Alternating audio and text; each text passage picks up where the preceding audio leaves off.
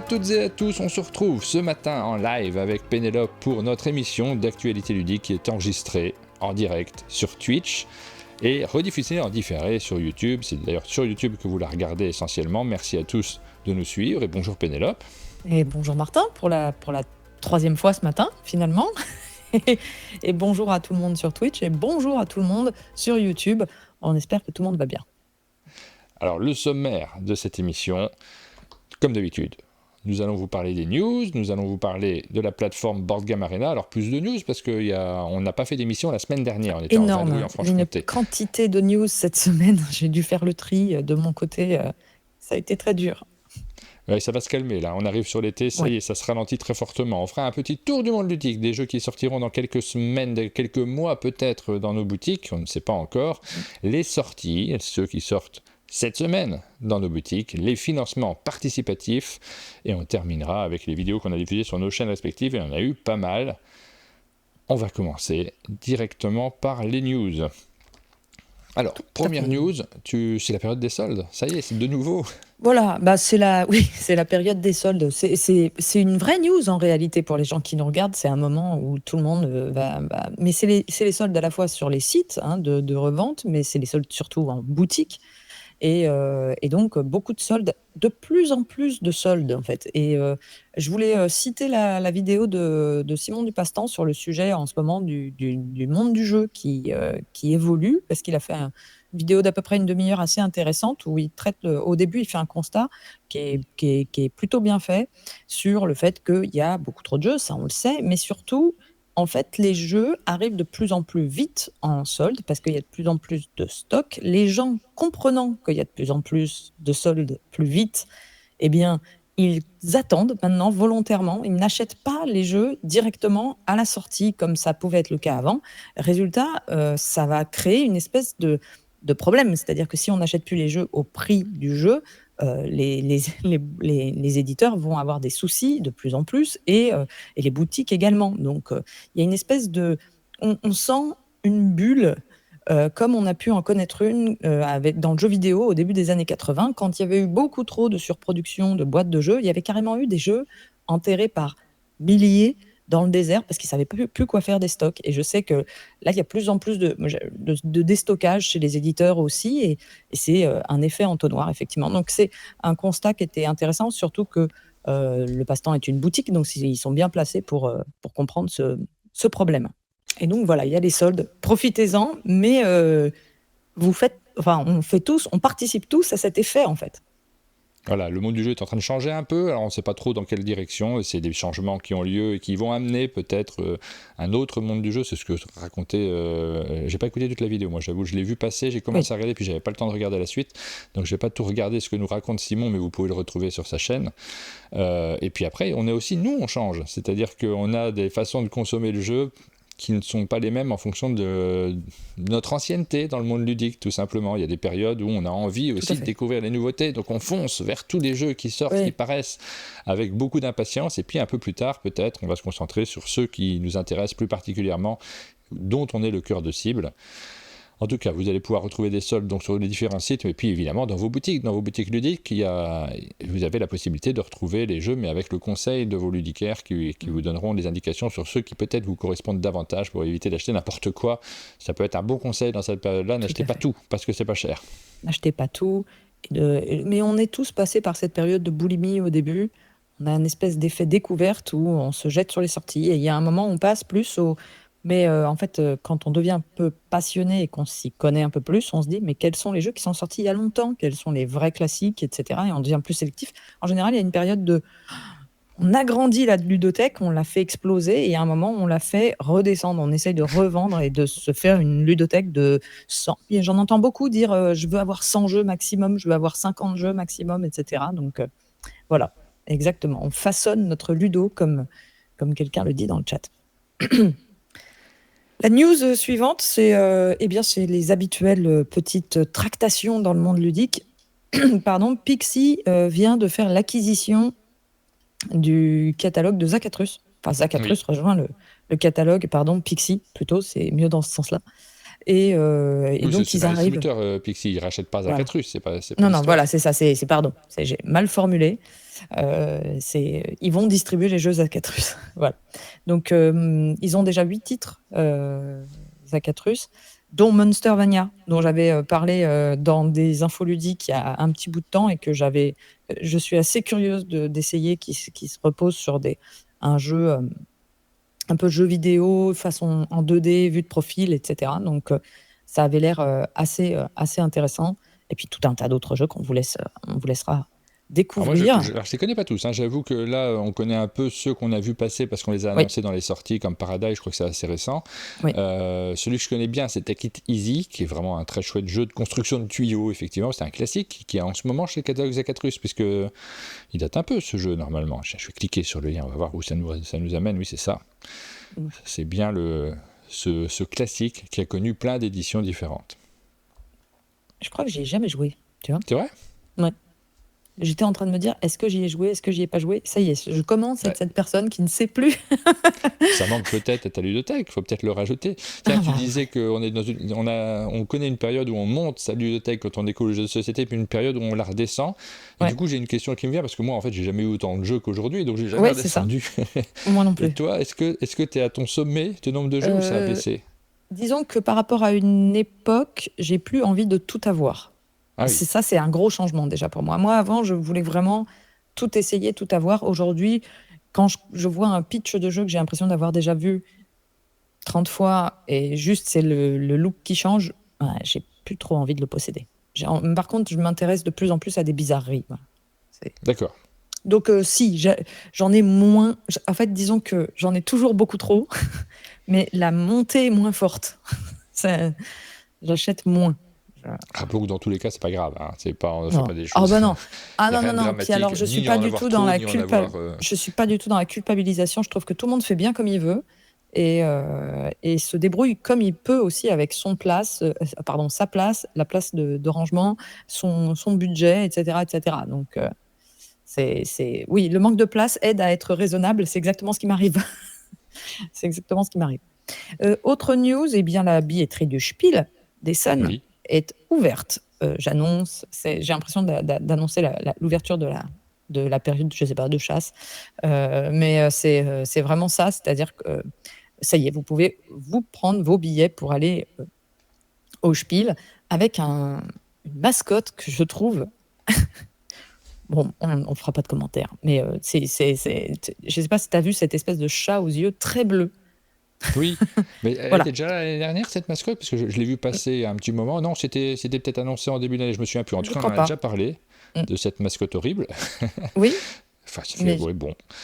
voilà, peut-être qu'elle y était déjà quand ils ont annoncé les dates mais j'ai l'impression, à chaque fois que je la revois, bon, ça a pas l'air d'être de l'IA par contre cette année, donc croisons Les les doigts. mascottes en IA, c'est plus compliqué quand même, hein, parce qu'il Ouais. faut que l'IA arrive à suivre et nous propose des choses qui soient à peu près homogènes d'une image sur l'autre.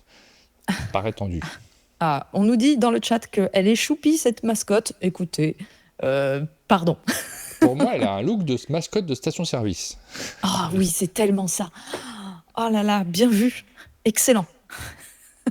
Voilà. Ouais, En tout cas, voilà, c'est la grande période. La période des festivals, c'est un peu là sur le printemps, mais malgré tout, en automne, on a des festivals qui sont essentiels pour nous, c'est-à-dire celui de Vichy qui a lieu mi-septembre, fin septembre, et puis celui d'Essonne qui a lieu tout début octobre. Autant vous dire que là, il va y avoir 15 jours qui vont être intenses pour les acteurs du jeu de société. Il va falloir qu'on anticipe les vidéos qu'on réalise, puisque il faudra être réactif et avoir un bon sac à dos rempli de victuailles pour pouvoir tenir le coup. Ouais, petit conseil, si vous voulez aller à Essonne, c'est surtout au niveau du logement qu'il faut vous y prendre tôt. Moi, je loue mon appartement un an à l'avance. Il faut savoir que il y a des dates de prédiction. Ils savent à quelle période ça tombe, les dates d'Essonne à chaque fois. Ils disent c'est la première semaine, je crois, des vacances là-bas. Donc c'est toujours... Et il y a des forums où il y a des dates prévues sur 5 ans à l'avance et où ils louent les appartements 5 ans à l'avance. Moi, ça me fascine. Donc si vous voulez y aller, c'est surtout à ce niveau-là que voilà, tout est bouclé depuis des mois. On a des spécialistes aussi dans le chat qui sont prêts, mais si un jour vous voulez aller à Essonne, préparez-vous à l'avance. Et c'est vraiment formidable, je vous le recommande. Euh, Alors oui, c'est une foire, hein, pour ceux qui aiment bien. Si vous voulez voir la magie du jeu en action avec que ça brille dans tous les coins, ça sera pas forcément Essen. Là, c'est plutôt une énorme foire qui est plutôt dans ce qu'on disait juste avant, c'est-à-dire cette envie d'accumuler des tonnes de jeux dans tous les coins. Ça correspond à Essen. Cette envie de consommer peut-être de manière plus mesurée et de découvrir des acteurs, ça correspondra davantage à Cannes. À vous de voir comment vous vous situez par rapport à tout ça, mais c'est des approches qui sont sensiblement différentes, et dans les deux cas, il y a des jeux, évidemment, il y a l'aspect culturel que vous allez pouvoir vivre. Ça, voilà, c'est très différent la façon de consommer en fonction des périodes. Il y a des moments où je préfère très largement aller à Cannes, puis d'autres moments où je suis plus content de me noyer de manière plus anonyme à Essen. Moi, je suis team Essen à fond. Je vois des gens qui disent team Cannes. Moi, je trouve qu'à Cannes, on ne joue pas. Oui, Donc, pour moi, j'adore Cannes pour d'autres raisons. Parce que je vois plein de gens que j'aime bien, je connais des. Voilà. Mais par contre, on ne joue pas. Moi, je joue à Essen énormément. Et je moi trouve je joue plein chez de. moi énormément. C'est-à-dire que j'ai Ouais, pas besoin aussi. d'aller en festival pour jouer du tout. Et là, j'ai vraiment beaucoup trop de jeux pour avoir ce sentiment de il faut que je joue à l'extérieur, il faut que j'aille dans un festival. Non, du tout. J'ai tellement de jeux chez moi auxquels j'ai pas joué, même, que ça n'est plus le critère. Moi, ce qui me passionne le plus, c'est de découvrir en avant-première les prototypes qu'on va nous présenter Oui, dans les soirées. Et ça, c'est plutôt Cannes. À Essen, je mm, les ai pas du tout. Mais bon. c'est vrai. Deux dernières petites news, une très rapide. La sortie du film Loup-garou, c'est le 23 octobre. Voilà. On s'en. On a hâte. Ouais. Et sinon, eh ben, il y a une émission télé TTMC qui va arriver. Tu te mets combien? C'est une vraie info. Une émission télé basée complètement sur le jeu. C'est vraiment là pour le coup, c'est avec le nom Tu te mets combien, et c'est pas une parce qu'il y avait eu un jeu loup-garou, mais c'était pas dit que c'était le loup-garou, c'était pas officiel, etc. Là, il y a Oui, vraiment cet officiel, et c'est un jeu qui va être à l'heure de grande écoute sur TF1. Je ne sais pas qui sera le présentateur. Je crois que c'est Arthur. Ouais, ouais, c'est animé et produit par Arthur. Donc, ça va être ça dans le genre euh, coup de pub énorme pour un jeu. C'est assez fou, en fait, quand on y pense par rapport à un Trivial Poursuite. Enfin, je veux dire, les gens vont découvrir, le très, très, très grand public va découvrir le principe de TTMC qui est très connu dans le milieu ludique, mais qui n'a pas encore supplanté tous les jeux de quiz de France et de Navarre. Donc, c'est assez sympa, moi, je trouve, comme idée. Donc, on verra si c'est bien. Mais c'est vrai que ça se prête assez bien à un jeu TV. Donc, voilà, c'était la petite info. Et ça sera, je crois, je sais pas pour quand c'est d'ailleurs. Peut-être c'est pour la rentrée. mais ce qui est rigolo dans les jeux de quiz et la télé, moi ce que j'aime bien en tout cas, c'est de se dire ça, je peux répondre à cette question, je suis capable. La grande question que je me pose sur TTMC, puisqu'on s'auto-évalue, on se dit bon, Mm. moi là je peux répondre niveau 6, c'est est-ce que ça va pas être frustrant pour nous qui regardons, on se dit non, mais moi je pouvais faire niveau 9 ou niveau 10 et Ça je va connaîtrais dépendre de jamais la comment. question. Ouais, ça Et va dépendre de comment il tourne le truc. ouais, est-ce qu'ils Mm. changent les règles, ça j'en sais rien, je suis Et- curieux de découvrir en tout cas. ouais. Effectivement, on espère qu'ils vont se pousser. Bah, il faudrait qu'ils utilisent le système d'enchères, mais peut-être qu'ils ne le connaissent pas. Et voilà, c'est le tour des petites news. Et il y en a eu beaucoup, hein. Sky joue à la TV, non. Oh Bon, non, on sera pas obligé de pitié. regarder de toute façon. Une émission le dimanche matin. Voilà, alors on passe maintenant aux informations Board Game Arena.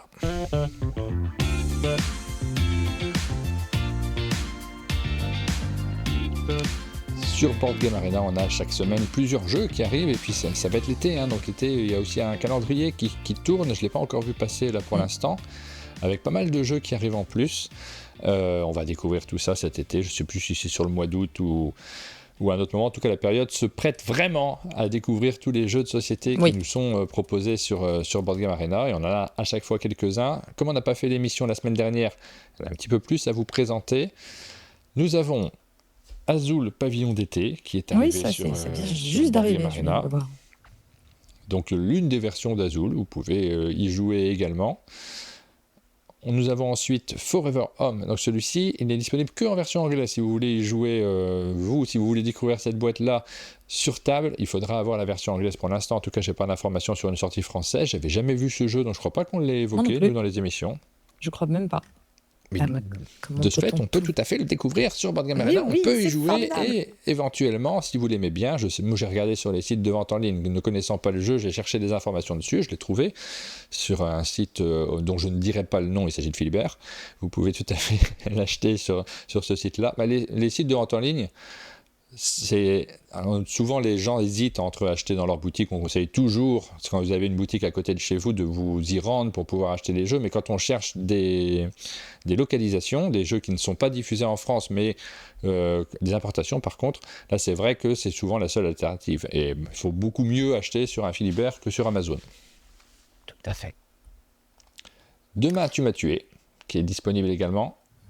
Un jeu abstrait mais très original puisqu'on joue dans le temps avec 3 plateaux différents, le passé, le futur, et il faut essayer d'être astucieux parce que les actions que l'on fait sur l'un des plateaux ont des influences sur ce qui va se passer sur les suivants. Donc ça, vous pouvez le découvrir, je pense que ça s'y prête très bien à du Je jeu le en ligne réessayerai également. sans doute sur Board Game Arena, celui-là. Ce qui est chouette sur un jeu comme ça, c'est que des fois on ne sait plus ce qui est C'est ça. légal ou pas comme Tout coup, à et quand fait. on joue en ligne, vous voyez que vous ne pouvez pas faire des coups qui ne sont pas légaux, et ça vous permet de mieux appréhender les règles pour pouvoir y jouer chez vous. Et puis enfin, Mega Jackpot, je ne sais pas si vous avez déjà entendu parler de ce jeu. On en a beaucoup parlé, nous, c'est un de nos coups de cœur. Et Ouais. on fait tourner des publicités d'ailleurs en ce moment sur Mega Jackpot avec plaisir parce qu'on aime beaucoup ce jeu-là. Il est disponible sur Mega Jackpot. Je ne sais pas si l'ambiance est livrée avec, parce que l'ambiance autour de la table, elle est essentielle pour moi. Et Mais pour le découvrir, c'est très chouette aussi. j'ai fait quelques parties sur BGA de Mega Jackpot. Je les ai fait en live hier sur ma chaîne, c'était très sympa avec des gens dans le Twitch. C'est vraiment très bien, le portage est super bien fait, il y a plein de bruitages de pièces de monnaie, de trucs, oui. et et l'ambiance est, enfin je veux dire, c'est un très bon jeu sur BGA aussi. Et ouais. franchement, moi aussi, c'est un jeu que j'aime beaucoup. Donc j'étais contente de l'avoir sur...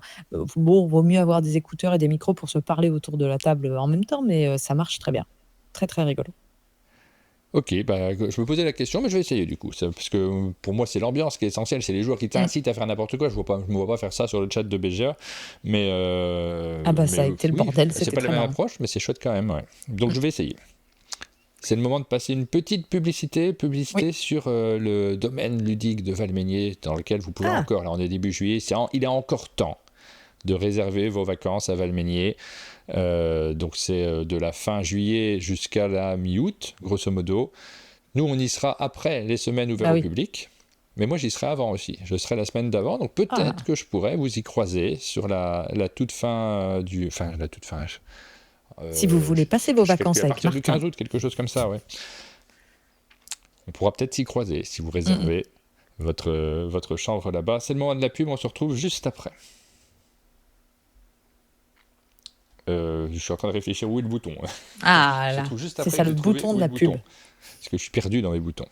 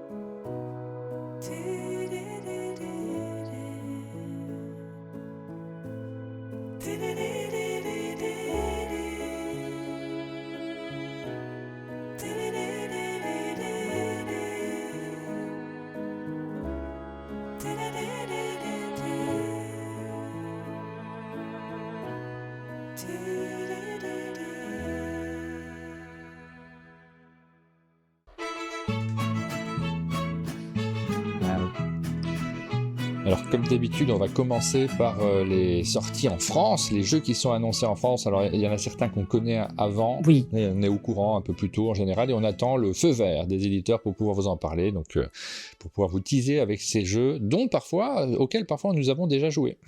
Tout à fait. Alors, Nain de chez Greux Games, on en a déjà parlé plusieurs fois, hein, donc c'est pas la première fois et j'en avais déjà parlé dans les annonces de futures sorties francophones, mais là, on a la couverture, on a l'image de la couverture. Donc moi, j'aime bien quand on a un petit peu un suivi comme ça. Donc je rappelle que Nain, qui sort chez Greux Games, c'est tout simplement Nidavellir dans l'univers de Nain, qui est une bande dessinée que moi, personnellement, je n'ai pas lue. Je sais pas si tu l'as lue? Non, il y a plein de tomes, hein, ça a l'air très très chouette, mais je me suis pas lancé là-dedans. Voilà, c'est le coin building, comme on dit, c'est-à-dire vous allez améliorer vos pièces de monnaie dans Nain, comme vous le faisiez dans Nidavellir, qui est un excellent jeu. Si vous n'y avez jamais joué, c'est vraiment assez fabuleux.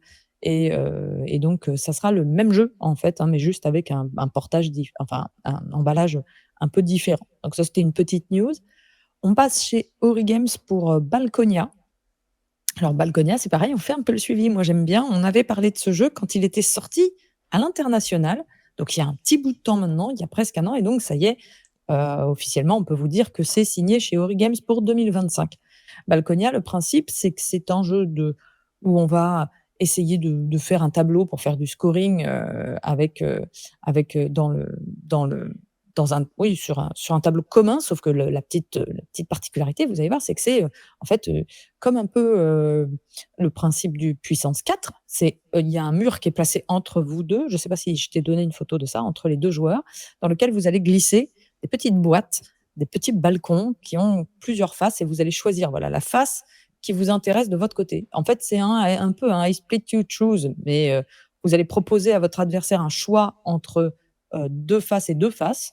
Et votre adversaire va ensuite, lui, choisir la face qui l'intéresse parmi les deux que vous lui avez données et il va mettre le petit balcon dans l'emplacement de son choix. Et le jeu s'arrête quand il y a un certain nombre de balcons qui sont placés. Moi, j'y ai joué aussi, Rachou. Je vois Rachou qui dit que tu y as joué. Moi aussi, Moi, j'y ai joué. j'ai joué avec. Alors, je sais pas si j'ai joué avec Rachel, je crois pas. Non, je crois qu'elle me l'a expliqué peut-être, et puis que j'ai joué avec Aline, si je me souviens bien. Mmh. J'aimerais bien refaire une partie. J'avais trouvé ça pas mal. J'avais trouvé ça difficile, par contre, de s'y retrouver. Il y a beaucoup d'infos, beaucoup de. Oui, en termes de lisibilité, alors c'est très joli. C'est ça. Vu comme ça, c'est joli, mais en termes de lisibilité, il faut s'approprier le jeu. C'est-à-dire qu'il y a quand même, vous le voyez, hein, je n'ai pas besoin de vous l'expliquer particulièrement, mais comme vous avez le scoring sur chaque façade qui dépend des petits dessins que vous voyez, donc parfois c'est les chats par exemple, ça peut être les notes de musique qui vous font du scoring, on le voit sur la petite icône là ici en bas, on va marquer 1 point par note de musique située, peut-être, j'arrive pas à lire, mais si c'est tout autour ou dans la colonne ou dans la ligne, eh bien, il faut réussir à bien regarder, et comme les informations, c'est du dessin qui est quand même fait à la main, hein, on doit réussir on n'est pas dans l'iconographie, donc c'est pas si simple de se repérer. Non, il est pas super lisible, mais le jeu était pas désagréable, donc je lui redonnerai. C'est chouette, moi je trouve. Voilà. Sortie suivante, ça sera chez Gigamic et c'est Once Upon a Draft. En fait, on en a entendu parler pareil, hein, il y a quelques temps. Ça y est, il y a les premiers visuels qui sortent vraiment définitifs avec la boîte dans son fourreau, comme maintenant c'est le format de Gigamic classique. Once Upon a Draft, c'est un jeu de pli, de draft. Alors de draft d'abord, puis de pli, puis un petit peu d'effet déclencheur comme on pouvait l'avoir dans un Fantasy Realms. Je m'explique. Au début, vous allez avoir une première phase, vous allez drafter des cartes autour de la table, et avec les cartes que vous aurez récupérées à la fin de la phase de draft, vous allez faire un pli. Et donc, quand vous allez jouer vos cartes, vous allez à la fois avoir un côté pli, donc pour gagner le pli, mais en même temps, vous allez déclencher les pouvoirs et scorer en fonction d'ailleurs, je ne sais même pas si on gagne le pli. Je crois que juste on déclenche les pouvoirs des cartes. Si, je crois qu'il y a aussi un côté pli. Mais un peu vraiment la Fantasy Realms, c'est-à-dire que, par exemple, si on voit là le Capitaine Crochet, si Peter Pan a été joué en même temps, c'est-à-dire par quelqu'un d'autre, il marque, il va valoir 30 de plus. Et ça, moi, j'avais trouvé ça très malin. Once Upon a Draft, moi, je suis une très grande fan de Fantasy Realms. Il y a eu plein de retentatives de refaire du Fantasy Realms. Je trouve que c'est la tentative la plus réussie de reprendre un peu ce principe-là, mais pas de faire le même jeu. Et on n'a pas un contrôle total, avec entre le draft, le pli, le jeu des autres, il y a du chaotique, mais c'est pas du tout désagréable à jouer. Donc ça, je suis contente, j'ai hâte et puis je l'ai trouvé très beau, il est graphiquement assez joli. Petite news, l'extension Faraway arrive pour la fin de l'année. On a une première image de l'extension qui a été publiée chez Ketchup.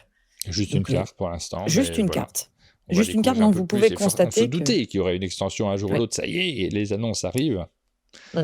C'est principalement des cartes nouvelles avec des chiffres très élevés. Comme vous pouvez le voir, là, il y a plusieurs types de cartes, hein, mais là, vous pouvez voir qu'un des types de cartes nouveaux, c'est le principe d'avoir des cartes avec des valeurs très, très élevées, des scorings très compliqués à obtenir, mais qui font beaucoup, beaucoup de points. C'est un peu des énormes prises de risque.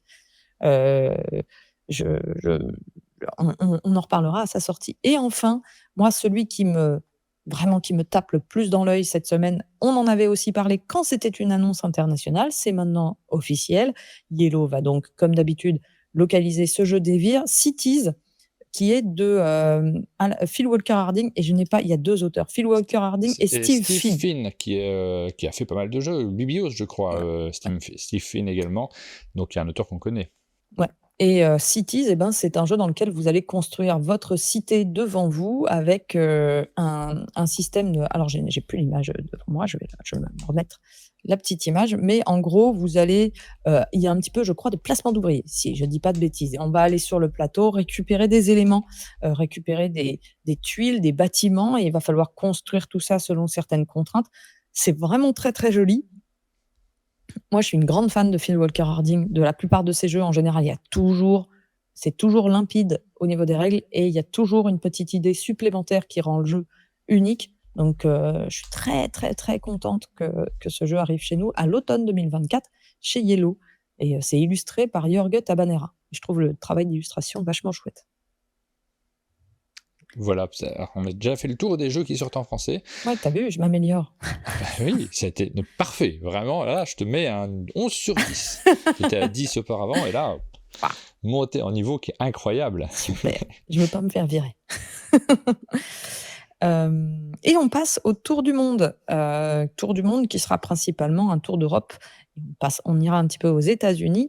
Le jeu c'est la période de l'euro. Alors, c'est l'euro en ce moment. Donc oui, c'est vrai que c'est l'euro. C'était un commentaire. C'est l'euro en Allemagne en plus, hein, donc il y a beaucoup de jeux en Allemagne. Tu vois, je reste thématique. On suit l'actualité. Ouais, on suit l'actualité. Alors, juste pour que vous sachiez, 2 semaines d'infos ludiques résumées en une seule semaine, c'est extrêmement dur. Il y avait beaucoup, beaucoup, beaucoup d'annonces. J'ai dû faire un gros tri. J'ai gardé ce qui me semblait ce dont j'avais envie de parler là. Donc, le premier jeu, c'est un jeu qui est le buzz actuellement qui a fait le buzz sur BGG. Hein. Je suis toujours quand même la hotness BGG aussi quand il y a des annonces de sortie. Et donc là, c'est un jeu portugais, ça s'appelle Asian Tigers, de Andrea Alemano et James Churchill. La chose qui a retenu, alors c'est chez Pythagoras Game, la chose qui a beaucoup retenu mon attention dans ce jeu, c'est que ce sont les 2 auteurs de Nippon et Madeira. Et moi, Nippon, c'est vraiment un de mes jeux de gestion un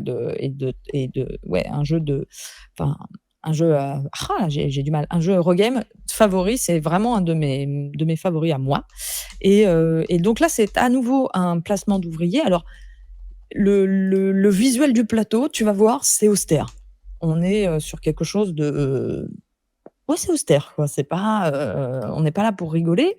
Par contre, ça a l'air austère. Hein. Oui. Connaissant les auteurs, je ne pense pas que ça soit très complexe. C'est une note de 3,33 de difficulté sur BGG. C'est parti de 2 heures pour 1 à 4 joueurs. À partir de 14 ans, je pense qu'on est dans vraiment, moi, ce format que j'adore de jeu expert, mais ça va, ça tient en 2 heures, même quand on est 4. C'est un jeu dans lequel on va participer en fait à l'explosion du système économique dans les années 60 du système économique asiatique. Donc, on va le moment où la Corée du Sud, Taïwan, Singapour, Hong Kong, ce qu'on appelait donc les Asian Tigers, ont pris complètement, ont explosé dans le marché. Et nous allons jouer des investisseurs qui sont sponsorisés chacun par un de ces Asian Tigers, donc Corée du Sud, Taïwan, Singapour ou Hong Kong, et pour aider à leur succès. Donc on va construire des usines, faire des recherches dans des laboratoires, sponsoriser des universités, établir construire des centrales d'énergie, etc., qui vont, voilà. Mais il y a apparemment un système. Alors, bien sûr, hein, là, on en est au degré de la petite information sur Board Game Geek. On n'a pas encore de vidéo qui explique vraiment le gameplay. Il n'y a pas encore les règles en ligne, mais on va avoir pas mal d'interactions où on va se disputer vraiment la présence de dans chaque lieu d'action, où on pourra chasser les autres, si je dis pas de bêtises. Maintenant, je n'en sais encore rien, mais on va pouvoir produire des ressources comme des automobiles, de l'électronique, etc. Donc moi, ça me fait envie. Ça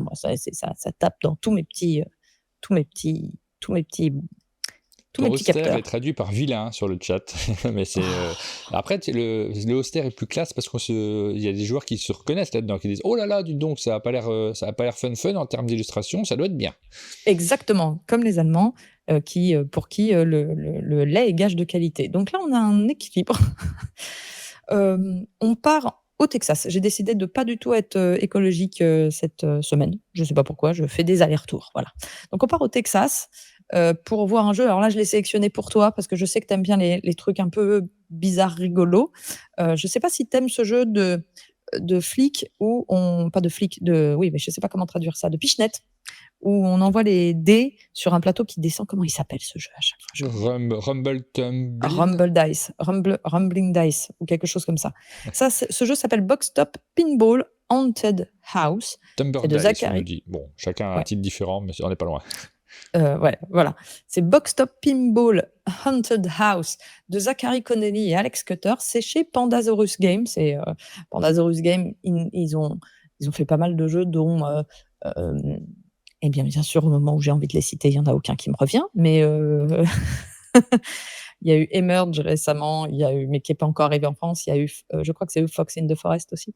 Mais Pandasaurus Games, ils ont fait donc ce jeu qui est un jeu tu vois, de pichenette, et on va lancer ces dés. C'est comme un flipper, en fait. On lance ces dés, on les pichenette depuis le haut du plateau et on va devoir tomber. Alors, il y a plusieurs endroits. On va tomber dans des trous. On va pouvoir se fixer sur des zones qui font des points. On va avoir des choses qui vont aussi créer d'autres trucs parce que c'est plus proche comment dire, vraiment d'un flipper, c'est-à-dire qu'on va avoir des interactions avec le plateau, je pense, des petites choses qui vont réagir à ce qu'on fait quand on tape sur certaines zones, etc. Donc, si vous aimez la pichenette, je pense que cette série peut être assez rigolote. Et comme c'est Pandasaurus, c'est pas impossible qu'on voit une localisation française. Il y a pas mal de jeux de Pandasaurus qui sont il n'y a plus apportés en France. de localisation automatique de Pandasaurus. Pendant un moment, Ketchup les suivait, Ouais. mais ça n'a pas duré très très longtemps. Donc là, ça dépendra de quel éditeur regarde. Je crois qu'il y a du Yellow qui en fait aussi un petit peu du Pandasaurus.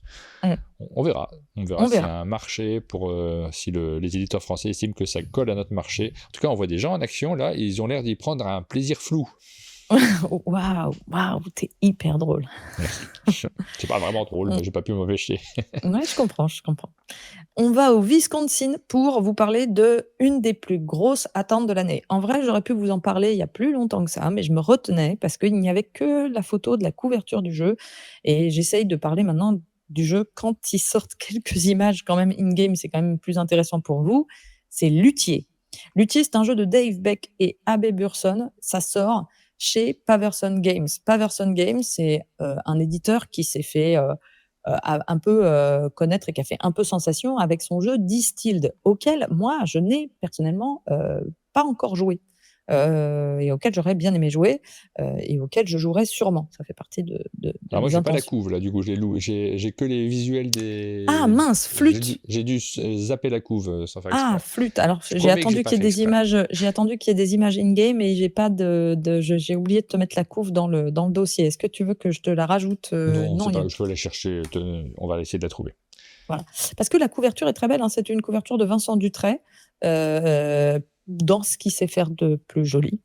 Et c'est un jeu, en fait, dans lequel on va c'est sur la fabrication d'instruments de musique, et notamment des Stradivarius. Plutôt des violons, oui. Ouais, et des violons. Alors je crois qu'on peut construire plein d'instruments de musique, hein, Ah pas ouais? uniquement les violons. Ouais, je crois que j'ai vu ça dans une vidéo, mais heu, ça va quand même être autour de principalement des Stradivarius.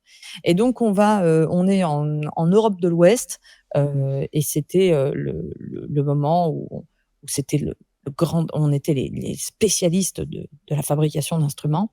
Et donc et où il y avait tous les grands compositeurs comme Bach, Mozart, Beethoven, et on va leur fabriquer des instruments. Donc on va avoir, des commandes, et le but du jeu, c'est d'avoir de ce que j'ai vu des éditeurs, ils veulent vraiment faire comme dans Distil, un jeu qui est très lié, thématique et gameplay. Alors il y en a beaucoup qui essayent de faire ça, c'est pas toujours le cas, surtout dans un thème, mais bon, là, c'est de la fabrication d'instruments, donc pourquoi pas? Le système qui a l'air original, c'est que c'est du placement d'ouvriers avec enchères. C'est-à-dire que vous allez placer vos ouvriers, mais vos ouvriers ont des valeurs. Elles sont c'est des petits jetons, et quand vous jouez vos jetons, ils vont être, voilà, vous les voyez 4, 3, 3, 1 par exemple à l'image.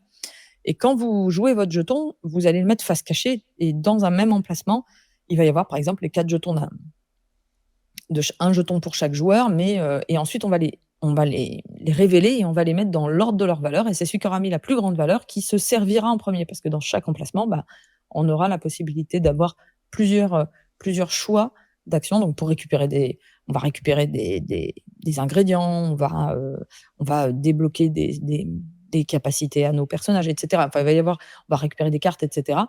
Et donc on résoudra, chaque emplacement de la plus grande valeur à la plus petite valeur. Donc Luthier fait beaucoup, beaucoup, parler de lui. C'est un 3,63/5 de complexité. C'est un vrai jeu, expert, de 2 heures, pour 4 joueurs. Voilà, et c'est chez Paverson Games. On revient en Allemagne pour des choses, je vous dis, j'ai dû faire du tri, mais je voulais, vous parler quand même. Il y a Dorfromantik Sakura qui sort chez Pegasus Spiel. Alors ça, peut-être qu'on aura la version française, hein, je le Oh, pense, parce que ça a été un il y a des chances, succès, hein. ouais, chez Gigamic, mais je prends pas d'avance.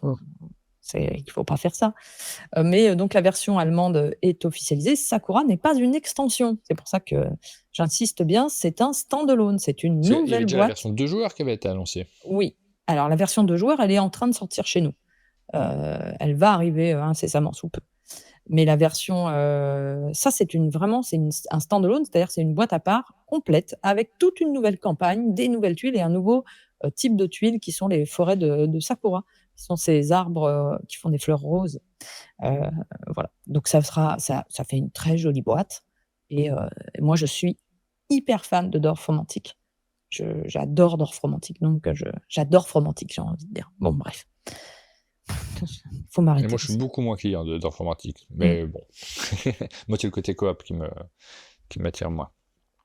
Oui, alors c'est sûr que si on n'aime pas le jeu coop du tout, Dorfromantik ne résout pas ce problème. Heu, Ça courra plus vite si tu lèves les genoux. Merci beaucoup à Applaudidj dans le chat qui fait une bonne blague.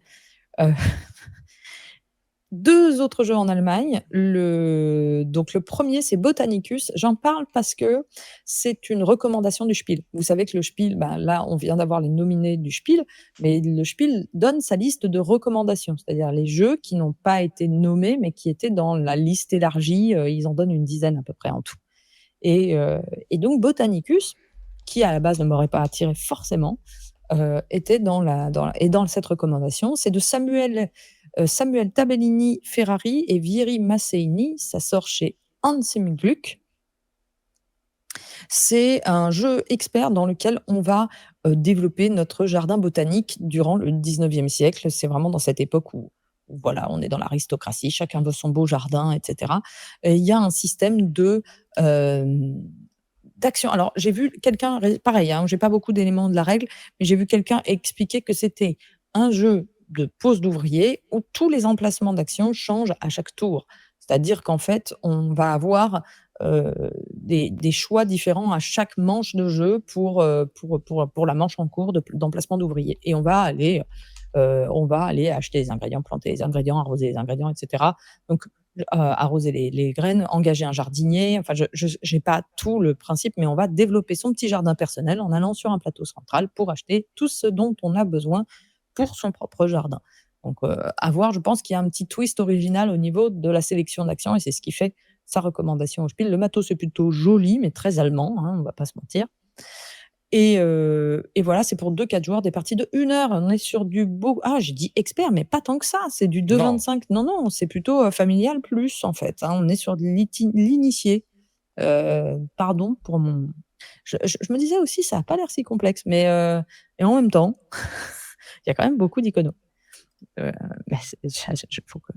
Et enfin, le dernier jeu, je ne connais rien de son. Enfin, je ne sais rien dessus, voilà.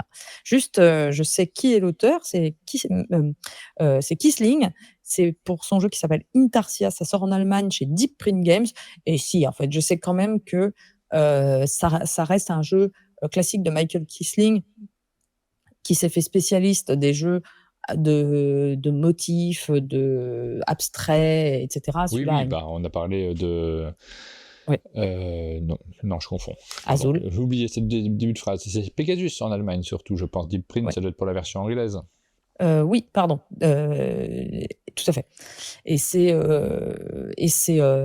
Azul, surtout Michael Oui, Kisling. Azul, c'est ce que j'allais dire en fait. Et d'un seul Voilà. coup, j'ai hésité. Dans mon cerveau, il s'est passé plein de choses. Je me suis dit, Kisling, c'est Kisling de Kramer Kisling. Et Ouais. Azul, c'est Kramer ou c'est Kisling? Non, c'est bien Kisling, C'est effectivement. bien Kisling. Oui, ça m'arrive tout le temps, moi aussi, hein. Celui-là, c'est Kramer ou c'est Kisling? Donc, et c'est illustré par Lucas Sigmund, qu'on aime bien, nous. Moi, j'aime bien Lucas Sigmund en illustration. Ouais, je l'aime bien, moi. Moi, je trouve que c'est doux et il a fait, on vous rappelle Discordia, Applejack, et en ce moment, il a le vent en poupe, il en illustre énormément. Il y avait d'autres jeux illustrés par lui dont je ne vous parlerai pas. Il y avait aussi un autre jeu illustré par Quenchai Moria dont je ne vous parlerai pas parce que j'ai dû faire du tri. Mais celui-là est pour 2-4 joueurs, c'est les parties de 1 heure à partir de 10 ans. Et c'est vraiment, je pense, dans cette veine de. On va construire des parquets pour le grand café de Paris au moment de sa rénovation. Je trouve que le thème est vraiment sympa. Donc, ça donne très hâte d'avoir le matériel entre les mains. Et voilà, on a fait le tour du monde. Et Rémi Loyer nous précise que Deep Print, malgré son nom, c'est allemand également. Donc Pegasus, c'est le distributeur pour lui. Je ne me suis pas renseigné sur ce jeu, donc je ne saurais pas affirmer, mais je fais confiance. Hein, je ne saurais pas affirmer ou confirmer cette information, mais je ne savais pas que Deep Print était allemand. Eh ben non, moi non plus. Il faut dire, souvent, quand on voit 2 logos sur une boîte, on a tendance à se dire bon, il y a un éditeur international et puis un éditeur local.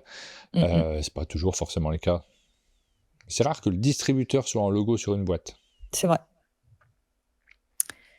Et on va pouvoir passer.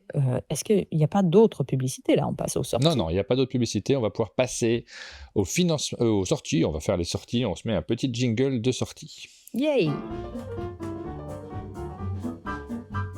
Il cherche le bouton. Alors, on a quelques jeux qui sont annoncés encore. Alors, ça va se calmer, hein, parce que ça y est, c'est l'été, et beaucoup de distributeurs, beaucoup d'éditeurs, surtout les distributeurs, disent à leurs éditeurs de ne pas sortir des jeux en été. C'est pas le meilleur moment de l'année pour faire des parutions, puisque les gens s'en vont en vacances, passent peut-être un peu moins aussi sur les boutiques pour pouvoir acheter des jeux. On en a quelques-uns qui sortent au début du mois de juillet, donc il y a encore des sorties, puis ça va se calmer après. Mais je crois qu'il y en aura tout l'été, hein, malgré tout. Maintenant, c'est tellement difficile de sortir des jeux que les moments creux sont peut-être des moments que les plus petits éditeurs vont privilégier. Nous avons Album, qui paraît, c'est un jeu qui est signé par Karine Minidré, illustré par Maud Chalmel. J'avais pas fait gaffe que c'était Maud qui s'était... Oui, il y a toute une histoire autour de l'illustration de la boîte, mais c'est pas elle qui a fait les images sur les photos, oui. hein, ce sont des photos. Oui, parce qu'elle est aussi graphiste. C'est ça. Très douée, c'est plus un travail de graphisme. Donc voilà, ça c'est un jeu qui est publié. Je vois marqué Zygomatic. C'est Zygomatic Album? Je ne saurais pas te dire. J'y ai joué à Album. J'ai beaucoup aimé le principe. J'ai beaucoup moins aimé les photos, justement. Ouais. Parce que c'est un jeu qui repose sur l'émotion que vous fournissent les photos et vous allez essayer de faire deviner aux autres quelle image vous avez à faire deviner aux autres, enfin parmi d'autres images, et par le biais d'émotions. Est-ce que cette photo vous fait éprouver de la tristesse, de la joie, de l'humour, etc. Le problème, c'est que les photos, elles n'évoquent pas grand-chose, pour être tout à fait honnête, et il y a un petit problème on mettait souvent les curseurs à 0 sur chaque émotion. Donc peut-être c'était qu'on est mal tombé sur les cartes. Par contre, le système était intéressant. Et j'aimerais bien revoir ce jeu avec des cartes Dixit, par exemple. Ce principe d'émotion, mais avec des choses ouais, de toute façon, la photo dans les jeux, je trouve que c'est pas toujours une réussite. Ah, ça dépend des jeux. On vient juste de le recevoir, nous. J'ai pas encore eu l'occasion d'y jouer. Oui, C'est mais pas il du est tout du amusant, hein. Fnatic, hein, c'est Acting Games.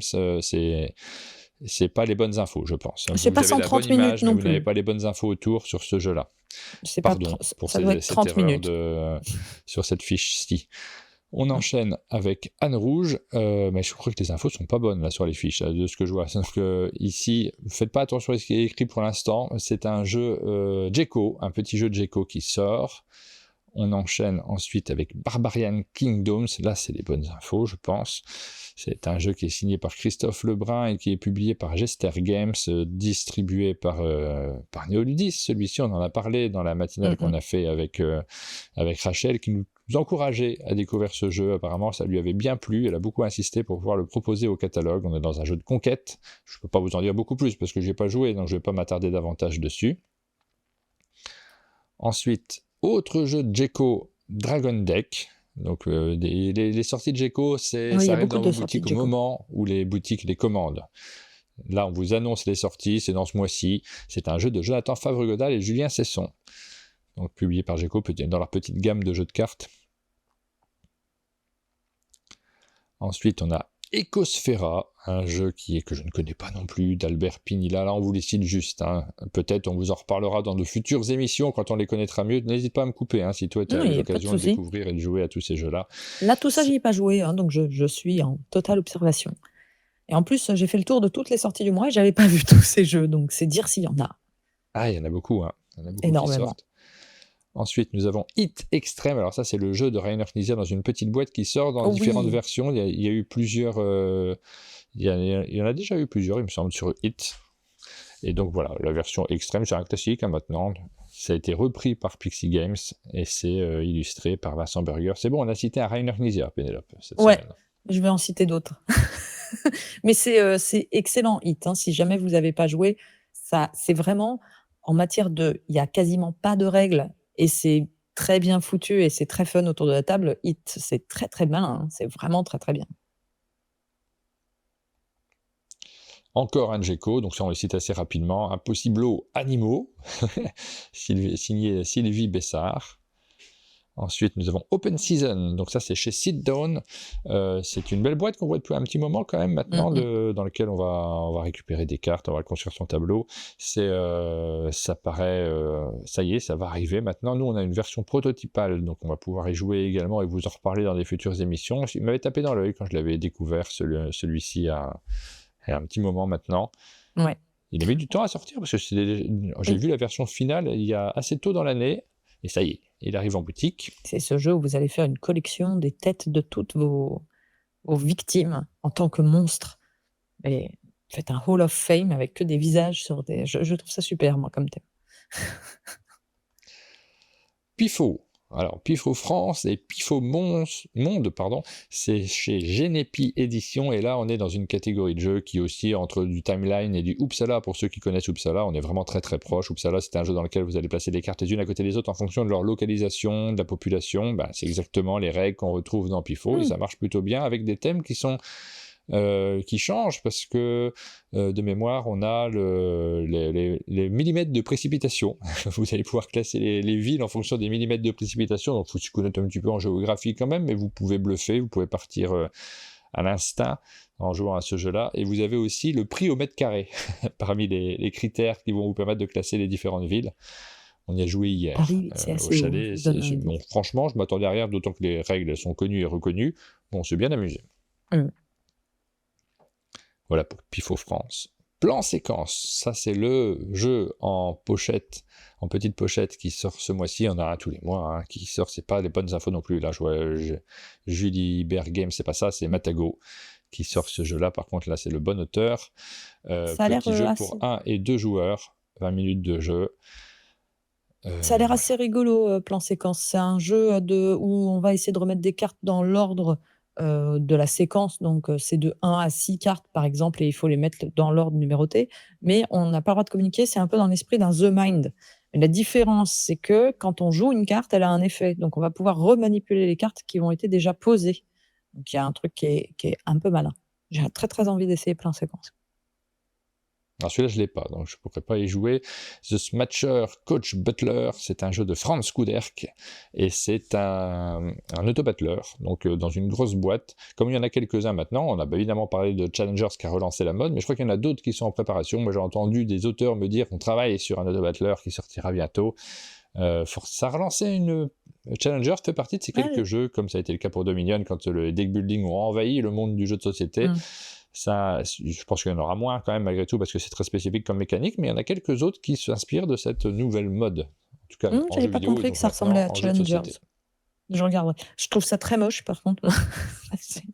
Pardon. Mais c'est pas du tout le genre de visuel qui m'attire. Déjà que Challenger c'était compliqué, mais là c'est presque pire pour moi. Tokomaja, ça c'est plus un visuel qui t'attire. On y a joué à celui-là, hein. Oui, on y a joué. C'est un jeu dans lequel il faut faire des brelans. C'est Fish in the Sea Edition. On va faire des brelans. Et en fonction de... Non seulement vous allez... C'est ultra simple. Hein. Vous avez des cartes au centre de la table. Vous les récupérez. Quand vous en avez 3 identiques, vous pouvez les poser sur la table. Il y a que 5 numéros à l'intérieur du jeu. Le 1, le 2, le 3, le 4, le 5. Et si vous êtes celui qui a le plus de brelans d'une collection donnée, vous récupérez en plus le jeton de majorité qui rapporte des points de victoire. Non seulement vous marquez des points de victoire en fonction de vos cartes posées, mais en plus... par rapport aux majorités. J'ai expliqué le jeu. Ok. Peut-être ça manque, dans lequel je rentre pas, mais c'est vraiment aussi simple que ça. Ça manque quand même relativement assez fort d'intérêt. Voilà, c'est là vous avez l'avis express en prime de Pénélope. La Tour d'Hanoï, un autre jeu Djeco qui sort en cette période, ce mois-ci, on va dire. Alors, c'est pas du tout trio. Oui, j'allais dire, il y a quelqu'un qui... C'est pas parce qu'on fait des brelans que ça ressemble. Non, pas du tout. Même dans la même catégorie, il n'y a pas de mémoire. Non, c'est rien à voir, en fait. Il y a un monde entre les deux. Déjà, il y a un jeu qui est bien et l'autre non. Alors ici, c'est pas Djeco, c'est Matego. Il y a pas mal d'erreurs. On a fait les fiches très très tard hier et excusez-nous pour les erreurs. Débrouillez-vous pour remettre les infos dans le bon ordre. Ouais, parce que là, je vois un petit logo Matago, il me semble, ou alors je me trompe. Oui. Non, peut-être même pas, je sais pas. En tout cas, on dirait Matago enfant. C'est un jeu qui est signé Sébastien Dubois, Animaux du Monde. Donc voilà, vous avez compris au titre du jeu le type de jeu. Peut-être que depuis tout à l'heure, on dit n'importe quoi. Trace, et là c'est Matago et Djeco, mais non, c'est que Matago, l'éditeur. Il y a pas beaucoup de fiches qui sont bonnes ce matin. Trace of Tucana, c'est le jeu de Royal White. Ça fait un moment qu'on l'annonce, celui-ci, ça y est, il sort enfin. Le jeu de... C'est du Royal White, non, c'est du Flip and Write, si je ne me trompe pas. Ça sort que maintenant ? Bah, il a été repoussé une série de fois. Mais j'ai vraiment eu l'impression de l'avoir... Ah ouais, c'est fou ça. Mais c'est une extension, non ? Il y a écrit Ferry. Ah oui, c'est l'extension, très probablement. Ouais, en tout cas, la version française, elle est proposée par Matago. Oui. J'y avais joué à Trails of Tucana. Il y a des aficionados, moi je fais pas partie de cela. Mais c'est un Flip and Write, effectivement. Wolf Panic, un jeu de Franck Ritin et Grégoire Larget, qui est publié par Djeco. Voilà, il est super ce loup. Choupinou de Djeco. Ouais, mais c'est illustration Choupinou chelou quand même. Et puis voilà, on a fait le tour des sorties de la semaine. Beaucoup de jeux Djeco, beaucoup de jeux plus enfants. Effectivement, moins de jeux en cette période. Hein.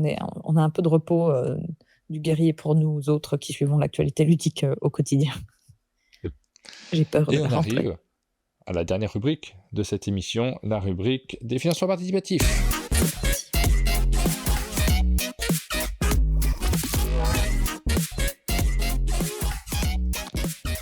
Alors, par quel financement participatif commence-t-on cette semaine ? Alors, sachez déjà, première chose, tout comme pour les sorties, énormément de financements participatifs ces 2 dernières semaines et énormément de bons financements participatifs. Je ne sais pas comment ça se fait, mais il y avait beaucoup de choses. Donc, j'en ai sélectionné que 5, 6, voilà. Et on ne va pas passer trop de temps sur chacun. Mais il y avait beaucoup de choses et j'ai dû faire des choix assez drastiques. On va quand même parler des 2 projets qui nous concernent un peu directement, nous, Français. Nous avons Thunder Road Vendetta, dont on a déjà parlé un peu l'année dernière, mais ça y est, la dernière fois, mais le financement n'était pas encore en cours. Ça y est, le financement est lancé sur Game on Tabletop. Alors, t'as sorti la vidéo qu'on a fait ensemble avec Adrien. Moi, j'ai fait un live dessus. C'est vraiment...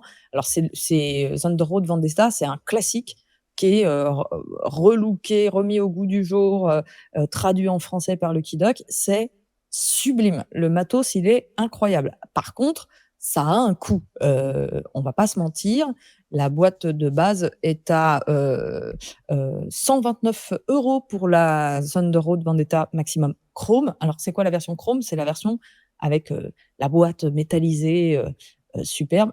Si vous connaissez pas le jeu, c'est un jeu de course et de castagne. Principalement, on va faire la course et on va pouvoir se mettre sur la tronche à chaque minute, chaque seconde. Et c'est vraiment tout le fun de ce jeu. On passe son temps avec ses véhicules à rentrer dans le véhicule des autres, à tirer des dés pour résoudre les combats, à mitrailler les autres à coups d'hélicoptères pour essayer de les abattre. Et on gagne soit en arrivant premier la course, mais aussi soit en éliminant tous nos adversaires. Ce qui rend le jeu particulièrement savoureux, on va pas se mentir.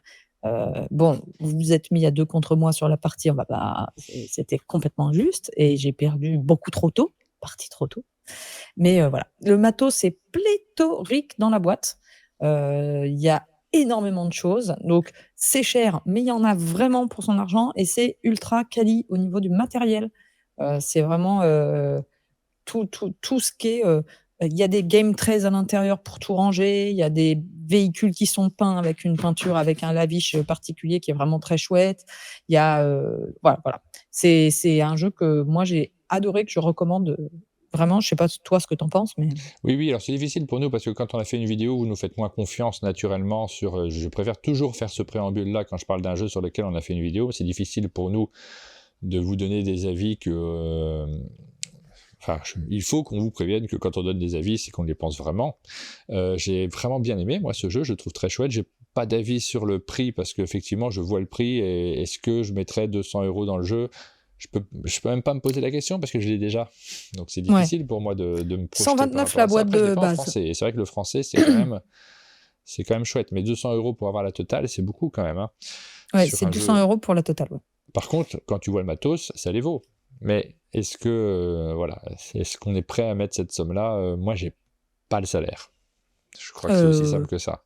Ouais. Je pense que pour les fans du genre, et j'en connais, le jeu va être pris assez facilement parce que il a une réputation, ce jeu. C'est pas un jeu qui sort de nulle part.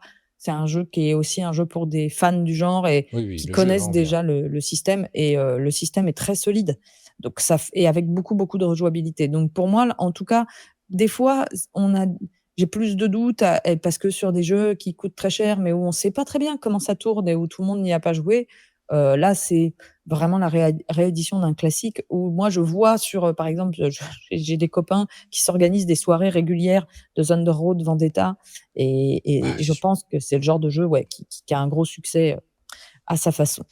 Bah, c'est super drôle, hein, on s'amuse vraiment beaucoup. Et puis, alors pour les copains qui viennent au chalet, effectivement, Ludo Maublanc, il m'a dit ah bah c'est chouette, il y a un jeu qui sort en français, moi je vais me le prendre en français. Donc, et pourtant il achète pas beaucoup de jeux, Ludo. Hein, donc clairement, c'est un bon jeu, on vous le conseille, et ça rentre parfaitement. En plus, tu vois, ça rentre dans cette ambiance où on va passer un peu de temps autour de la table, on va bien s'amuser, mais où il n'y a pas non plus 60 minutes d'explication de règles. C'est extrêmement fluide, c'est rapide, on le sort directement. Quelqu'un qui n'a jamais joué, qui joue peu, peut directement se lancer dans la partie, il se laisse guider par les autres. Je trouve que ça correspond bien à la période, et avec un matos qui nécessite un financement participatif. Alors désolé si vous entendez quelques bruits chez moi, j'ai Marjorie qui déambule et qui vit aussi dans l'appartement. Aujourd'hui, elle est en télétravail. Le financement suivant est aussi un financement français, puisque c'est la Big Box de Terra Mystica par Super Meeple. C'est une exclusivité Super Meeple. C'est un tirage unique en 1000 exemplaires de Terra Mystica et toutes ces extensions, et vous aurez la totale de Terra Mystica. Moi, Terra Mystica, c'est un de mes jeux favoris de tous les temps. Donc là, pour moi, c'est pas compliqué de vous le recommander, et ça fait partie de ces big box que j'aimerais bien avoir. J'ai pas regardé encore les tarifs, mais on est à 120 € pour la big box, frais de port inclus, c'est bien de le préciser, et c'est 1020 € pour les 6 boîtes. Non, on va pas prendre les 6 boîtes. C'est marrant, pourquoi c'est 1020 € les 6 boîtes et 120 €, c'est pas du tout il y a un problème de calcul là. Offre Canada uniquement. Ah voilà, c'est les offres groupées spéciales Canada. Mais c'est un pledge où c'est simple, hein. Il y a il y a la boîte, voilà. Mais par contre, dedans, vous avez tout.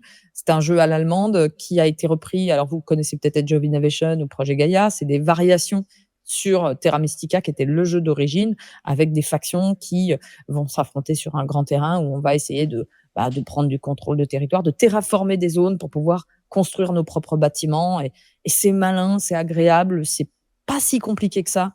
C'est vraiment un de mes jeux favoris. Et la très grande force du jeu vient de la grande asymétrie entre les factions. Si vous connaissez pas Terra Mystica, c'est l'occasion ou jamais de prendre votre big box. Et là, on revient à un fonctionnement qu'on comprend sur les financements participatifs parce qu'on n'est plus. On n'est pas sur quelque chose où l'éditeur va le proposer derrière en boutique et où ça lui permet d'amortir un petit peu le coût de fabrication. On est vraiment sur quelque chose qui ne serait pas possible autrement. Je trouve ça plutôt chouette parce que si on n'a pas Terra Mystica, c'est même pas si cher, 120 € pour tout ce qu'il y a à l'intérieur. Oui. C'est plutôt. Alors moi j'ai déjà plein de fois Terra Mystica entre mes différentes boîtes et puis la version dans l'espace. J'ai déjà pas mal de trucs, j'ai pas forcément besoin d'en reprendre un, mais si vous l'avez pas, ça peut valoir le coup vraiment. J'aime bien cet éclaté qui fait très supermarché. Ouais, on voit rien parce qu'on est complètement zoomé sur le côté de ton image, j'ai l'impression. Je rêve ou pas? On a que la... Ah oui, non, si. Non, mais c'est une petite page, il n'y a pas grand-chose. Ah d'accord, fait. ok. J'avais l'impression d'être que... Il y a vraiment que ça. D'accord, j'avais l'impression d'être que sur la partie droite de l'écran. Ah oui, non, tout à fait. Ok, on voit tout. Vaut-il mieux Terra Mystica ou Age of Innovation? Je ne saurais pas trop dire. Franchement, en big, si j'ai beaucoup plus joué à Terra Mystica, moi. Moi, je prendrais Terra Mystica en big box. Voilà ma réponse. Ça serait mon choix. Je crois que Age of Innovation, honnêtement, il est vraiment très très chouette. Mais il y a aussi le décor qui rentre en compte. Et moi, j'avoue que j'aime bien le côté un peu plus Heroic Fantasy. Ça me plaît toujours plus que l'espace. L'espace, je trouve pas ça. Alors, Age of Innovation, c'est pas l'espace. Age of Innovation, c'est l'univers de Terra Mystica. C'est pas dans l'espace. Ah oui, alors je confonds avec. Avec Projet Gaia. Dans l'espace. Projet Gaia. Projet Gaia, Gaia pardon, j'ai confondu avec Projet Gaia, je me mélange. Je préfère, en fait, je pense Projet Gaia est sans doute meilleur en termes de mécanique, mais je préfère Terra Mystica en termes de décor. Voilà. Et Age of Innovation, la différence, c'est qu'ils ont rajouté des éléments pour complexifier le jeu. Mais je trouve que d'avoir Terra Mystica Big Box, c'est encore mieux parce que vous avez la version plus simple, plus épurée. Donc, vous avez vraiment ce jeu de base qui était vraiment ultra efficace et vous avez la possibilité de l'enrichir à fond. Donc, même si j'adore, franchement, ils ont fait un zéro faute. C'est compliqué, mais tout est bien. Que ce soit Age of Innovation ou Projet Gaia, c'est vraiment des jeux qui sont fabuleux.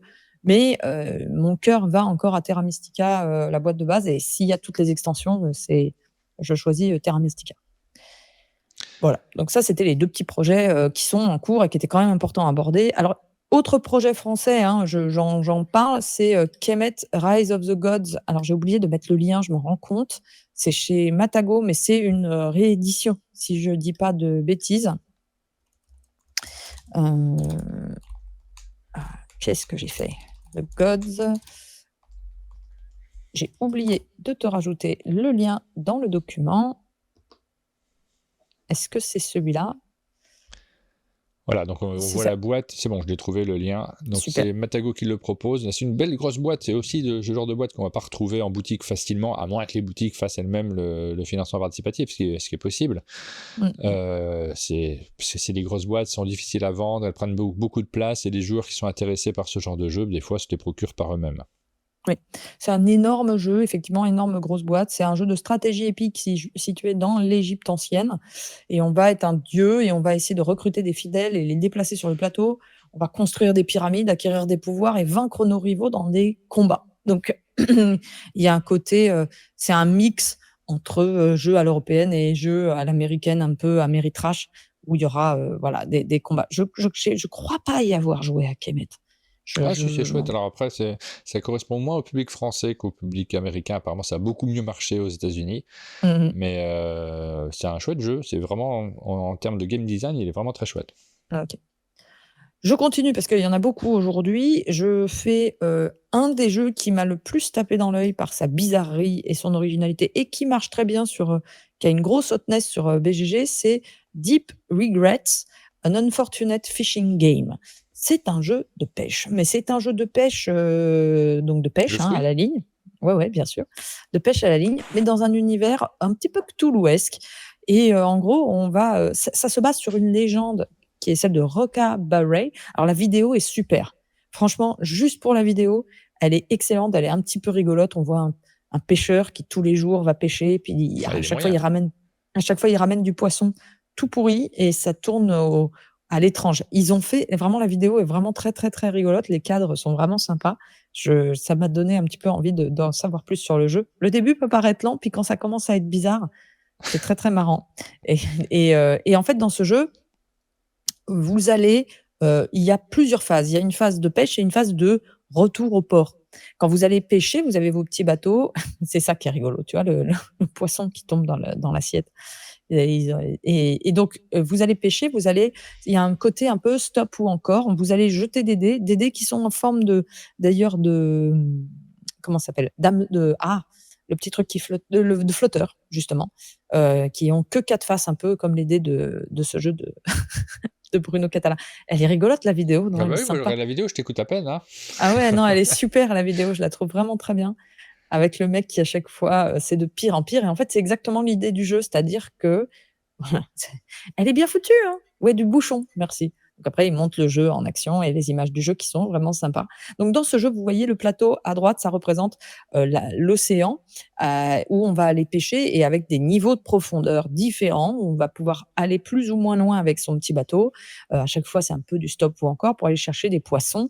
Sauf que les poissons, il va y en avoir des très bien et puis il va y en avoir des très chelous. Et si on les mange ou qu'on les vend, en fait, on va avoir alors, si on les mange, ça va nous apporter des capacités bizarres, on va devenir de plus en plus fou et ça va nous apporter alors c'est surtout au moment de la revente, je crois que ça augmente ou baisse le prix de la vente et cetera, donc on aura plus d'avantages, mais c'est au niveau du scoring final qu'on aura des inconvénients et on a aussi le fait qu'on va pouvoir vendre, ces poissons pourris, hein, on peut le dire et du coup, on aura des regrets. C'est pour ça que le jeu s'appelle Deep Regrets, c'est parce que, bah, on s'en veut, on est quand même pas très sympa de vendre du poisson tout à fait dégueulasse et on a un espèce de mélange étrange. J'aurais jamais pensé qu'un jour on aurait un jeu de pêche horrifique, avec un visuel qui sort de l'ordinaire, avec du matos qui sort de l'ordinaire.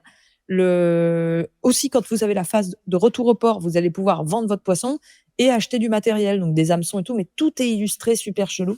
Je trouve, vraiment, tu vois, là, tu me dis, de temps en temps, j'ai envie de pledger avec un monde de jeu pour voir et tout. Moi, c'est celui-là que je pledgerai cette semaine. Ah ouais, Ouais, parce que ça sort vraiment de l'ordinaire et que mais on j'ai sait peur de la mécanique, moi, en fait, c'est ça, parce que là, tout l'environnement et tout ça, c'est chouette, mais la mécanique, est-ce qu'elle est bien? C'est la vraie question. bah, de ce que j'ai vu, c'est pas inintéressant.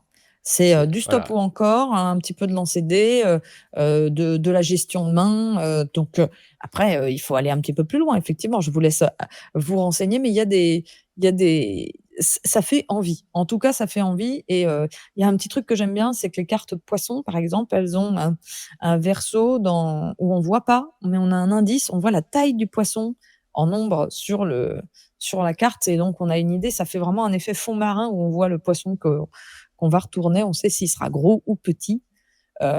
C'est le pledge de base est à 48 euros et le pledge complet, c'est 40. Alors non, c'est 48 euros et Oui, c'est sans les ça. frais de port, etc. Et 237 pour avoir 10 boîtes, mais vous ne Voilà. voulez pas de 10 boîtes. Toi, tu veux les acheter en paquet. J'ai bien compris que là, vraiment, mais Tout à c'est fait. pas trop cher encore. Il faut voir après. Il faut Alors, toujours aller voir à la fin, descendre tout mmh. en bas pour savoir combien ça va nous coûter avec de la TVA et avec Mmh. pardon, l'expédition en France. Mmh. L'auteur est aussi l'illustrateur, c'est un illustrateur, musicien, et cetera. Donc c'est vraiment il y a une forte patte, personnelle, dans ce jeu, on le sent. C'est chez Tactics Games. C'est pour un 5 joueurs, des parties de 150 minutes, pour à partir de 14 ans. Voilà tiens, c'est marrant, il y a marqué coopérative game, mais sur BGG, mais c'est pas du tout ce que j'ai l'impression que c'est, puisque À un ta moment, ils ont chance. retourné une carte, ils étaient tous horrifiés en même temps. Donc, ça m'a Il y a peut-être donné une cette partie, impression-là. coop, ouais, dans le jeu et une partie, mais ce Ah, jeu bon, est bah alors aussi pour le dans pledge les automatique d'un monde de jeu, ça vient de tomber à l'eau, hein, si ah, si c'est mais je coop. te dis que c'est pas du coop, Je crois pas, puisque en fonction de tu un scoring, et cetera, chacun va devenir fou. C'est pas possible que ça soit du coop. J'ai pas complètement, je suis pas complètement passée à côté de la plaque, à ce niveau-là. Mais il y a peut-être une partie coop. Parfois, ils mettent coop, quand c'est, Oui. semi-coop. Bon, alors, il y a 2 zones pour l'expédition en Europe. Il y a zone 1 et zone 2. Je sais pas où on est. Là, j'ai pas trouvé en regardant On est en rapidement. France. Oui, bah, je sais qu'on est en France, mais je vois pas. Ah, c'est marqué en dessous peut-être. Je sais pas. Et On fait celui-là. Ouais. donc c'est entre 10 et 15 euros les frais de port. Ça augmente Oui, c'est quand forcément même pas mal le prix du jeu, mais bon. c'est quand même un petit peu cher. C'est le genre de jeu que je verrais bien localiser par Ori Games ou par Don't Panic Games. Je leur fais des gros clins d'œil, si vous passez par là. Mais peut-être qu'ils sont déjà dessus, j'en sais rien. Il y avait plein d'autres jeux, hein, vraiment, cette semaine. Je vais parler rapidement de Blood. Blood, c'est, pas mon style à moi de jeu, mais c'est Ludus Magnus Studio qui font, ce jeu. Ludus Magnus Studio, c'est des superstars des financements participatifs. Ils avaient fait Black Rose Wars, que moi j'ai détesté, mais qu'il y a tellement de gens qui adorent que je suis obligée de me dire que c'est peut-être moi le problème. Il y a Nova Aetas, qui a aussi été fait par Ludi, par Ludus Magnus Studio, et DEI, Divide et Impera, qui était un jeu plus léger dans leur gamme. Et là, ils ont sorti, donc c'est Blood, c'est leur nouveau gros projet. Il y a pas mal de backers de backers sur le coup. Il y a encore 8 jours pour pledger. C'est un boss battler. Un très gros boss battler dans lequel vous allez dans un univers. Je me demande si on n'en a pas parlé la semaine dernière, mais c'est bizarre, je crois pas. D'un J'étais coup, pas là. j'ai un doute. D'un coup, j'ai un doute. Mais dans lequel vous allez affronter un boss avec vos factions, et c'est dans un univers de vampires, à l'époque du siècle dernier. Enfin, vous voyez bien le genre d'ambiance, quoi. Et moi, c'est pas du tout mes ambiances, c'est pas du tout mon genre de jeu.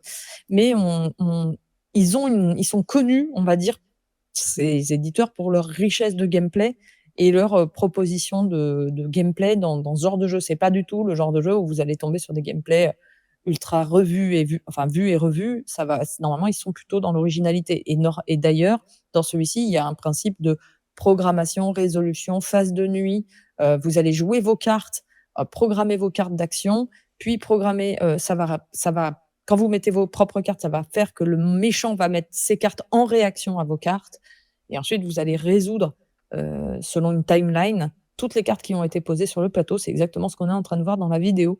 Donc ça a l'air quand même intéressant. C'est un jeu avec un pledge de base c'était ce que je voulais voir, à 65 € pour l'édition essentielle. Mais bien sûr, c'est pas celle-là que vous voudrez. Vous voudrez celle à 299 €. Ah bon? Avec la full expérience.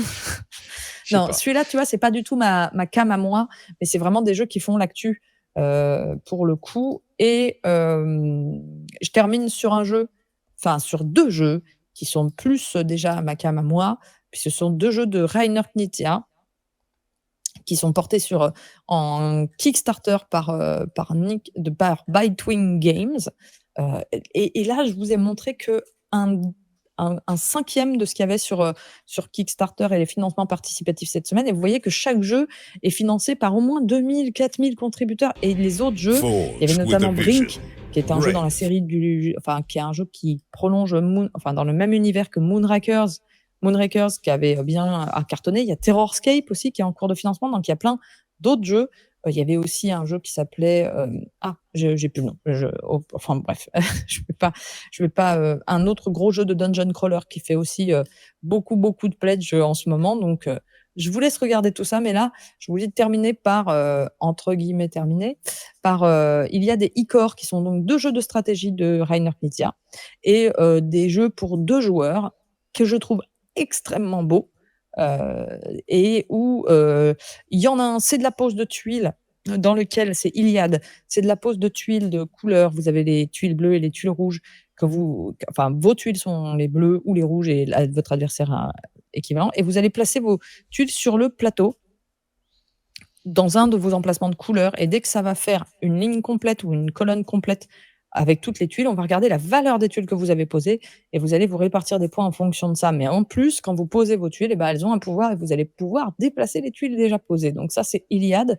Et l'autre, c'est Icor, c'est celui que tu as montré et qui me fait penser un petit peu au système du serpent, du jeu du serpent qu'on avait sur notre portable, où votre personnage, quand il se déplace, il va laisser une trace de son passage avec des petits jetons. Et son but, c'est d'arriver à mettre tous ces jetons sur le plateau.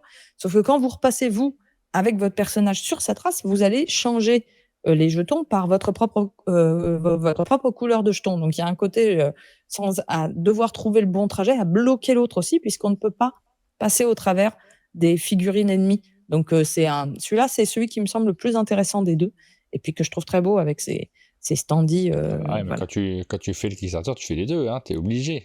Exact. Alors tu peux prendre séparément, mais je vois pas Je l'intérêt. sais, je vois bien ici, là, juste à côté, vous pouvez, hop, sur la colonne latérale, vous voyez que vous avez le choix de prendre soit un seul jeu, soit les deux.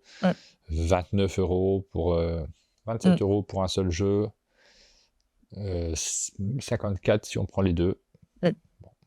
Voilà, et je vais pas faire plus long parce que l'émission a déjà été longue, mais vous aviez aussi la boîte de 1980 Sixtina par Looping Games, qui est un nouveau jeu dans la série 1900 sur GameFound, qui est dans la chapelle Sixtine. Et il y avait Explore It, une nouvelle édition, donc plein de jeux cette semaine. Je vous invite à aller vous renseigner, mais voilà, on a fait notre petite sélection à nous. Thunder Road, Vendetta, Terra Mystica, Blood, Ilias et Icor, et surtout le très chelou Deep Regrets. Et j'ai fini. Eh bien, le Deep Regrets, il faut regarder si c'est coop ou pas, mais tu me dis que non. Mais ouais, après, à l'aveugle comme ça, je sais pas trop. Les jeux de Knizia, moi, je serais toujours curieux. Tu peux aussi jouer la valeur sûre avec Knizia, ils sont beaux en plus. Ouais. Alors l'année prochaine, on a dit qu'on aurait un budget, un monde de jeu. Pour l'instant, on n'en a pas trop, mais ça vaudrait le coup de décider en direct lequel on prendrait dans ces cas-là. Bien sûr. A priori, il y a quand même des très bons jeux cette semaine. Si vous ne l'avez pas, le Thunderworks, et si vous avez Exactement. le budget, ce que je suis en train de... Thunder Road, pardon. Thunder Road, Vendetta. Effectivement, celui-ci, c'est celui que je conseille le plus parce que j'ai joué. Si vous n'avez pas Terra Mystica, peut-être Terra Mystica, c'est celui que je conseille le plus parce que j'ai joué. Et puis les autres auxquels je n'ai pas joué, effectivement, on est curieux du Deep Regrets. Et puis les jeux de Rainer Knizia, forcément, c'est toujours bien. Donc, ah ouais, c'est une semaine qui coûte cher encore. Ouais, une grosse semaine qui coûte très cher. Eh bien, on arrive sur la dernière rubrique, les jeux, les vidéos que nous avons publiées sur nos chaînes respectives. Il y en a eu pas mal, parce que forcément, il y a eu 2 semaines. Tu as été assez actif pendant ces 2 semaines, tu as publié plein de choses, j'ai vu. Ouais, et encore, il y en a encore qui doivent arriver. J'ai fait des tops et tout que je dois diffuser, mais ça va venir. Ah oui, sur les jeux de l'été notamment. Et notamment aussi, j'ai fait ma 100e du Penelope Show lundi dernier. Oui, en plus. Qui doit arriver. C'est sur le Twitch pour l'instant. Vous pouvez le trouver sur le Twitch. Et sinon, sur ta chaîne YouTube, il y a ISS Vanguard. Un petit jeu. Qui est disponible. Fabuleux, les ISS Vanguard. Sur ta chaîne, ils sont disponibles pour tous ou c'est uniquement tes abonnés? Sur ma chaîne, non, tout le monde peut aller voir les replays. Sur ma chaîne Twitch, tout le monde peut voir les replays. Et sur ma chaîne YouTube, il n'y a pas tous les replays de Twitch. Donc, si vous êtes impatient, vous pouvez aller voir sur Twitch. C'est une question que je me pose, ça, des fois, de laisser les replays uniquement accessibles aux abonnés, qu'ils aient une récompense quand même quelque part. Mais bon, après, ça donne l'impression qu'on push systématiquement, qu'on ne vit que pour les abonnements, ce qui n'est pas tout à fait vrai. Quand on fait de l'information, on a envie qu'elle soit accessible à tout le monde. Mais comme après, c'est rediffusé sur YouTube gratuitement pour tout le monde, c'est juste un petit peu de temps d'attente, c'est juste une avant-première. Tout à fait. Tu as fait donc la vidéo d'ISS Vanguard avec Hermentis, mais également Anunnaki. Je connais pas celui-ci. C'est la première fois que je vois ce jeu. 2 gros jeux, 2 très très gros jeux. Enfin, surtout ISS Vanguard, il n'y a plus de mots pour dire la taille de ce jeu, tellement il est énorme et fabuleux. Anunnaki, c'est un genre de site plus léger et moins passionnant. C'est sorti ça? Ou c'est une avant-première? Je crois que c'est sorti. Je ne sais même pas annoncer la sortie, tu vois. Je découvre un jeu. On arrive encore à passer à côté de sortie. Je crois, ouais. Il est déjà dispo. D'accord. Depuis quelques temps en plus. Je l'ai pas vu passer. Sorti en juin, je crois. Ah ouais? Ouais. Et ISS Vanguard aussi est déjà sorti. Mais c'est des jeux il y a beaucoup de jeux qui en ce moment sortent dans une espèce de discrétion. Il faut arriver à suivre et c'est pas simple. ISS Vanguard, j'ai pas eu l'occasion d'y jouer, je regrette un peu parce que j'ai des copains qui me disent ça, c'est que c'est un jeu qu'ils sortent en boucle et qui leur fait vivre des émotions folles. C'est fou. Bah, moi, j'ai pas le public pour jouer à ce genre de jeu, malheureusement, je regrette vraiment. Après, tu as fait ta vidéo sur les retours mai-juin 2024. Et puis Oui. Skyrim avec Melo. Ouais. Encore enfin, 3 gros jeux. Alors Skyrim, la grande déception, hein. Moi, j'adore cette licence, mais le jeu est extrêmement cher pour la qualité du matériel à l'intérieur. Vraiment, c'est compliqué là, vraiment. Et pour le coup, on attend un petit peu plus que. Et la partie narrative, c'est juste, il n'y a pas de vrai suivi, il y a pas de, c'est juste il y a beaucoup de cartes, hein, mais c'est juste des événements ponctuels qui ne créent pas une vraie logique narrative qui se suit. Et Skyrim, il y a un système qui est pas inintéressant, hein, mais c'est quand même, ça fait un sentiment un peu flat. Voilà. Et puis tu as fait la vidéo d'Archéologeux, donc c'est le 8e épisode avec Paul Gara sur le jeu Alhambra, un grand classique de Dirk N. Ouais, ça c'est toujours un plaisir de revenir sur les anciens jeux, et on en a profité pour parler des jeux de Dirk N. Et notamment mon préféré, Shogun. Je sais pas si Shogun, vraiment, c'est un de mes jeux favoris aussi. Fabuleux. Et donc Alhambra, si vous connaissez pas, vous pouvez découvrir ça sur Archéologeux. Sur la chaîne d'Un Monde de Jeu, je passe très vite parce qu'on en a diffusé beaucoup également. On a fait ensemble une vidéo où on joue à des jeux musicaux. On n'a pas du tout été striké. Je me posais la question de savoir si des extraits musicaux allaient poser problème, mais non. Ils s'en foutent. Et puis même si t'es striké, il se passera rien. Hein. Non, mais c'est automatique, ils s'en foutent pas. Il y a un logiciel, mais comme nous, on passait par un téléphone, c'était capté de loin, le logiciel n'a pas repéré les musiques. C'est aussi simple que ça. Mais même si... tu as peut-être raison, il se passe rien si on se fait striker, mais je n'ai pas trop envie. Ouais, non, mais toutes mes vidéos sur YouTube sont... C'est juste que tu ne peux pas la mettre en finance... Enfin, la financer, c'est-à-dire la mettre en... Monétiser.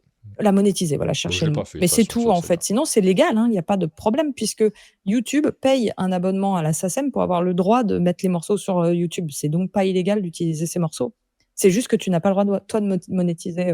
Ouais, enfin, tu connais les messages que tu reçois de YouTube, violation des droits d'auteur, attention, vous êtes susceptible de... Enfin, non, en général, si tu regardes, c'est marqué, vous avez juste un blocage et c'est tout. Et moi, j'ai peut-être... Enfin, le grand problème, c'est la monétisation de ces vidéos. Là, c'est complètement hors sol, mais là, faut pas du tout monétiser une vidéo. Mais tu peux pas, de toute façon, c'est bloqué, donc la question se pose pas. Mais il y a toute une légende autour de la musique sur YouTube. YouTube paye la SACEM, ça serait quand même un problème si on pouvait pas mettre il y a plein de morceaux réutilisés par toutes les vidéos sur YouTube tout le temps. Alors il y a quand même un truc un peu plus compliqué que ça, c'est-à-dire que les ayants droit, ceux à qui appartiennent effectivement ces musiques-là, quand elles sont repérées par YouTube, peuvent, eux, placer de la publicité dans ta vidéo, ce que j'ai pas forcément envie d'avoir une vidéo qui est entrecoupée de plein de publicités parce qu'un ayant droit a le droit de le faire. Et donc voilà, il y a des aspects comme ça qui rentrent en compte également. On a diffusé la vidéo de Leaf, auquel on a joué, donc le jeu qui est hors saison, puisqu'il paraît là, au début de l'été, mais qui est un jeu très automnal. Moi que je trouve très chouette ce jeu. Très léger mais très chouette. Storybox qu'on a diffusé également, donc la partie qu'on a joué tous ensemble. Si vous ne connaissez pas encore Storybox, c'est l'occasion de découvrir l'ambiance qu'il y a autour de ce jeu. La Fabrique à rêves, avec Antonin Bocara qui est venu nous expliquer son jeu qui paraît chez Funny Fox. Nous avons fait avec des regards inspirés. Avec Déborah. On a les nouveautés avec Rachel de Néoludis de cet été, tous les jeux qui sortiront pendant l'été, on a fait le bilan. Effectivement, la vidéo de Thunder Road Vendetta, que vous pouvez découvrir également. On a organisé un événement Vélonimo au chalet, où c'est la première fois qu'on recevait des personnes qui sont ni auteurs ni éditeurs pour jouer à un jeu de société. C'était ici dans le studio Twitch, et c'était très chouette comme événement, parce que nous, c'est le plaisir aussi d'ouvrir les portes du chalet, de leur faire découvrir les lieux, et c'est des gens qui n'ont pas l'occasion normalement de venir dans ce type de lieu, et je trouve ça vraiment très chouette, c'était un bon moment. N'hésitez pas à aller voir cette vidéo qu'on commente avec François Pétiard, on n'est pas sur l'image, mais on est en off et on commente cette partie-là, qui a remporté le match au sommet et qui s'est qualifié pour la finale du championnat de France qui aura lieu à Vichy, vous le découvrirez en regardant la vidéo. Et puis on a diffusé Boop, que je vous conseille vivement, c'est un jeu que j'ai beaucoup aimé moi, Boop. Et en remontant la vidéo, ça m'arrive assez souvent, tu sais, quand on monte, de se dire « Ah, je vois les joueurs, je vois qu'ils jouent très mal. Forcément, on n'est pas très, très au point encore, mais ça m'oblige à analyser le jeu et me dire, voilà ce que je ferai, pour moi qui ne suis pas joueur de jeu abstrait, voilà ce que je ferai à ma prochaine partie, je vais essayer de jouer comme ça, et du coup, je pense que ça génère ça aussi chez les gens qui regardent les vidéos, c'est l'envie très forte de tenter pour voir si on est capable de l'emporter. Tout à fait, Moi, c'est je vrai ça. l'ai aussi en montant, j'ai envie de ressortir le jeu. J'aime bien faire des vidéos. Non, mais c'est plutôt rassurant C'est de bien. se dire Ouais, quand c'est même, on en plutôt fait cool. tellement que j'ai toujours beaucoup de plaisir et à les faire, et à les tourner, et Ouais. même à les monter, et à vous les diffuser. Ça donne envie de jouer, donc c'est réussi, nous dit David. Bah oui, c'est le but. On se doute qu'il y en a pas mal qui regardent ces vidéos et qui achètent le jeu derrière. Même si on ne peut pas avoir les chiffres, c'est compliqué. Ouais, on aimerait bien. Voilà pour ces jeux, ces vidéos qui sont disponibles sur nos chaînes respectives. Il y en a beaucoup, donc vous avez l'embarras du choix si vous voulez découvrir certains de tous ces jeux qu'on vous a montrés. Là, vous voyez qu'il y a du gros, il y a du plus léger, et il y a de quoi vous occuper pour l'été. On arrive à la fin de cette émission. Une grosse semaine, enfin une grosse émission. Hein. Désolé, il y avait 2 semaines d'émission à faire. La prochaine, vous êtes plus tranquille, parce que ça y est, on rentre dans les semaines un peu plus tranquilles. Oui. Je verrai si je parle de quelques Kickstarter qui ont été lésés sur cette semaine-là. On verra. Voilà. On vous donne rendez-vous la semaine prochaine pour se rendre une plus petite émission d'actualité. Tout à fait. Bonne semaine à tous. Et à la semaine prochaine. Ciao.